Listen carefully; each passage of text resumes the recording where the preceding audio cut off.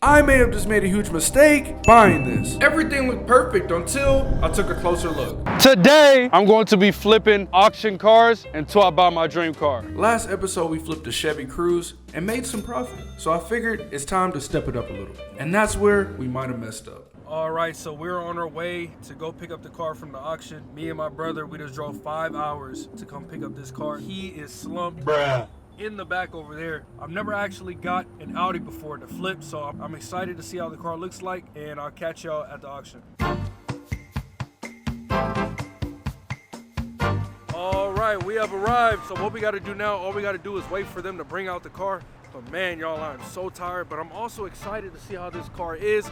I'm also excited to get started on this project and address the issues and get it all squared away. I'll catch y'all whenever they start bringing it out, but yeah, we made it! When I first saw this at the auction, it honestly didn't look bad at all. Clean body, nothing really standing out. And for the price, it felt like a solid move. So as y'all can see, we're getting the car loaded up. The way I'm being treated here is kind of crazy. Apparently there's a policy here, you can't record with a professional camera. So I pulled out my regular phone, tried to get a little bit of footage for y'all, and the forklift driver just left the car there high and dry. I didn't even put it on our trailer, which is absolutely crazy. It's all good though, it's all love, but I'm gonna catch y'all at the shop. Once I got it back to the shop and started really looking at it, something didn't feel right.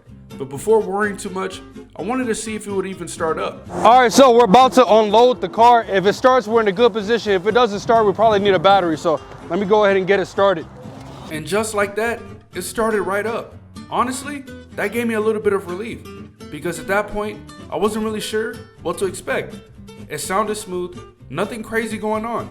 So I'm thinking, maybe I'm overthinking it. So I went ahead and started getting it off the trailer just to bring it in and take a closer look at it.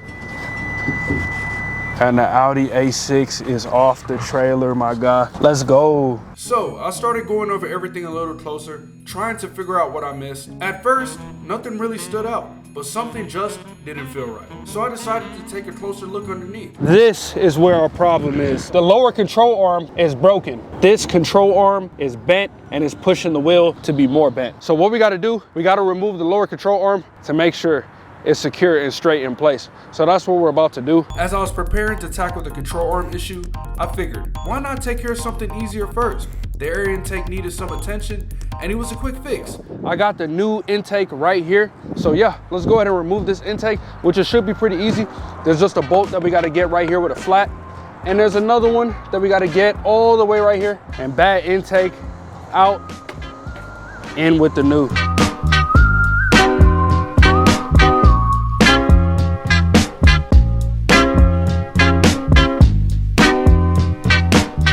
And now we can see if we can finagle that in there. There we go. Push it in, make sure it's nice and good. Put that little hose on there. Tighten this with the same flat. So the intake is taken care of. That was a quick win. But the real problem with this car is still this. And this is the part that's actually going to determine whether this is a good buy or not. Because if this isn't fixed right, the car is not going anywhere. And the only way to fix it is to replace it. So instead of trying to force it or take a shortcut, I decided to go get the part myself. All right, so I've arrived to the junkyard, and right now I got my lovely guy picking up the part for me. And y'all see this car, a lot of people have came and got what they needed from this car, but luckily what we need is exactly here. So hoping that fixes the issue with the wheel being bent. And let me go ahead and get that, and I'll catch y'all whenever we get to the shop. All right, y'all, so we are back at the shop from the junkyard. What we got is, we got the lower control arm. We got two of them just to make sure. I could have got this one and called it a day, but I made sure to get this one as well. And now what we got to do is we got to change them. I'm not gonna be changing them. I'm gonna get a mechanic to change them. Once the mechanic gets these on, the car should be good to go. And we should be able to drive it and see if there's anything else wrong with the vehicle. So let's go ahead and let the mechanic do that. But yeah, I'm feeling pretty good about this one, y'all. I'm just hoping nothing else is wrong with the vehicle. So let's hope, hey, it's a 3.0 T. So y'all know the 3.0 T is supercharged. So I'm very excited to get in there and do a first gear pull. I'm not gonna lie. Now, a bent wheel or a control arm might not sound like a big deal, but on a car like this, it can throw everything off. Alignment, tire wear, even how it drives. And the worst part is, you don't always know if that's only the issue. It could be more underneath that you can't even see yet. That's why I didn't want to take any shortcuts with this. I'd rather find the right part and do it once than try to patch something later and deal with it. Because at the end of the day, if I can't trust the car, nobody else is going to trust it either. So we went ahead and got everything swapped out. All right, so the mechanic just finished putting the lower control arm. And as y'all can see, the reason why that wheel was like that is because this was bent a certain type of way. As y'all can see, I don't know what happened. Maybe a pothole, maybe a curb, you never know. But this was absolutely terrible. But we got both of these changed out. So I know I said I was gonna drive it, but this thing needs alignment. I'm gonna be honest with you. So before we drive it, we have to align it, because once you're doing stuff like this, changing control arms, the alignment is bound to be off. I'm just glad we're making a little bit of progress. It's already straighter, as y'all can see.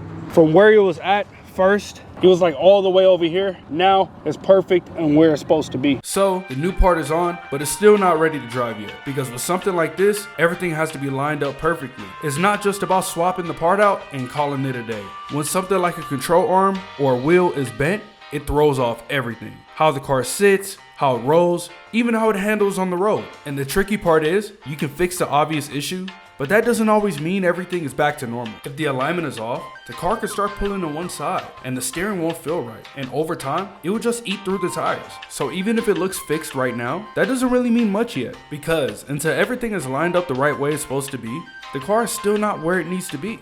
And that's why alignment is such a big deal here. All right, y'all, so it is the next day. Everything is coming together exactly like how I planned, and I'm very excited on how this is turning out.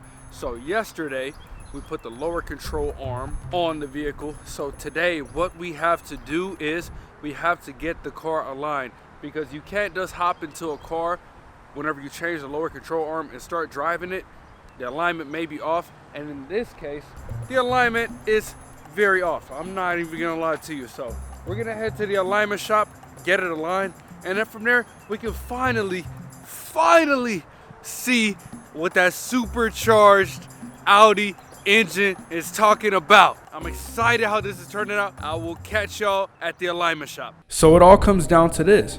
Everything up to this point, it looks like it should be good. But until the car is actually aligned and back on the road, you really don't know. Because if something is still off, it's going to show up here. And if that's the case, then this might not have been as simple as I thought. So I pulled up to the alignment shop, just hoping everything checks out. And there she goes, off for alignment. I'm excited to get it to drive properly.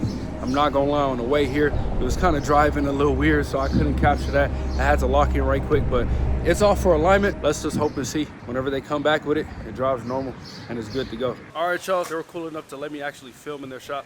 So as y'all can see, we have the Audi A6 on a lift right now, and it's currently getting alignment. So once they're done with that, the car should be able to drive completely good, and it should be able to drive to where it's completely normal, and I'm very excited about that. So let me go ahead and let them do that. It's looking pretty clean on that lift. You can't tell me it's not looking clean on that lift. It is looking absolutely beautiful. I'll catch y'all whenever they're done with the alignment. Right now, everything looks like it should be good, but this is the moment that decides everything. Once the alignment is done, there's no more guessing.